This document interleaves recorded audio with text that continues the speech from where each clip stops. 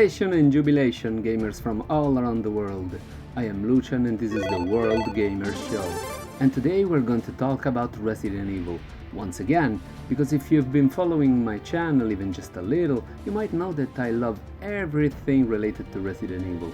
With the Mercenaries mode finally coming home in Resident Evil Village, the 8th chapter in the long-running franchise of survival horror games, I thought this is the best time to talk about Resident Evil The Mercenaries 3D.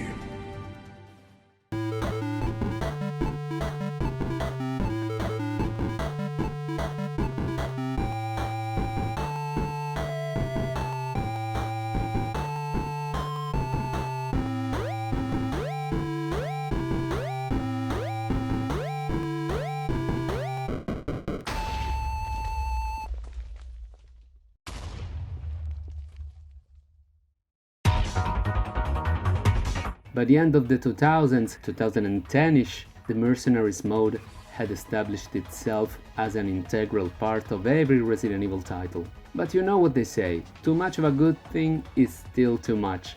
So at Capcom thought it would be a great idea to release a Resident Evil game solely dedicated to this side mode. And they thought to release it for the newest and hottest handled console at the time, the Nintendo 3DS. Of course, being a full game, it contained more stages and characters than the previous iterations, but not so many more. That said, there are some features that stand out compared to the rest of the series. First, the first-person mode, but only for aiming. In theory, it would allow more precision aiming, but in practicality, I've always played with the aim in third person as usual, because it allows me to have a better perception of my surroundings, and the constant swapping between first and third person was confusing and getting on my nerves anyway. Also, there is a skill system available, which allows your characters to grow by attaching some passive skills. Speaking of characters, this time we have Chris, Jill, Wesker, Claire, Barry, Rebecca, Honk, and Krauser, fighting in 8 maps taken from both RE4 and 5. Missing anyone? A certain Leon S. Kennedy, maybe? On a brighter note, carried over from RE5 is the excellent co-op mode. This time, of course, only via Wi-Fi due to the inherent limitations of a portable console. Again, there was no story or plot to speak of. It was definitely a gameplay-driven experience, more of a showcase of what the 3DS could do. This also served as a base for the indecent Resident Evil Mercenaries Versus for iOS, with bare-bone content, like only 3 characters available by default: Chris, Jill, and Wesker.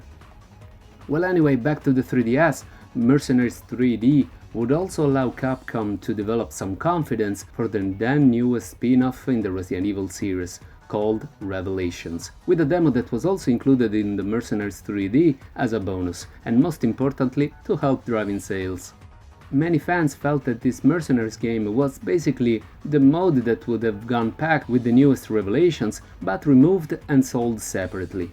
While this was a reasonable assumption, considering that Capcom was really greedy at the time, this quite didn't turn out to be the case.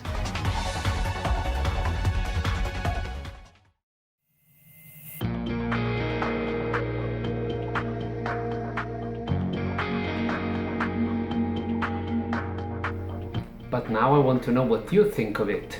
Did you play this back when it was released? If not, are you planning to give it a try?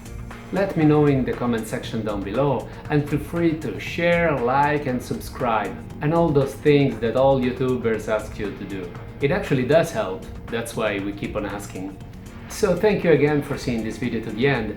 I'll be seeing you in my next one, but until then, stay safe, play safe, world gamers.